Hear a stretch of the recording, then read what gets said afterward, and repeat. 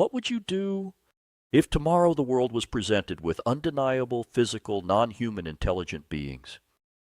Not a rumor, not blurry footage, not speculation, but something standing in public view.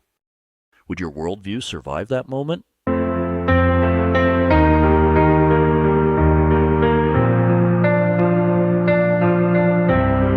In January of 2025, I made a post on Facebook, half joking, half serious, asking if that would be the year of the ET. I was off by about 2 months. Now in February 2026, the headlines are back with a vengeance.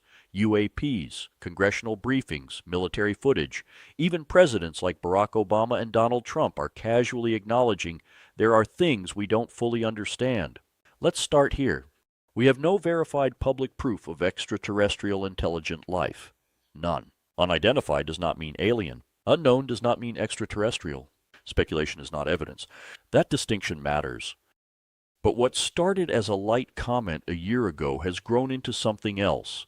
A watchman instinct. A watchman doesn't panic. A watchman doesn't chase rumors. A watchman pays attention. So here's the real question. If one day the world is presented with undeniable physical, non-human intelligent entities standing in public view, how should a Christian interpret that? That's a big if, but it's a serious question. My worldview begins in Genesis, not NASA. I grew up on Florida's Space Coast and watched the Mercury, Gemini, and Apollo launches from my backyard. NASA was the heartbeat of my youth, but my foundation is Scripture. Genesis 6 describes a pre-flood corruption, a moment in history where rebellion in the spiritual realm intersected with humanity. That event, whatever its full mechanics, resulted in judgment. The flood reset the board. After that, we see something interesting across global cultures: flood legends, stories of hybrid beings, sons of the gods, and superhuman rulers. Greek and Roman mythology didn't appear in a vacuum. Neither did Mesopotamian accounts. I don't believe Zeus was literally walking around Athens in 400 BC.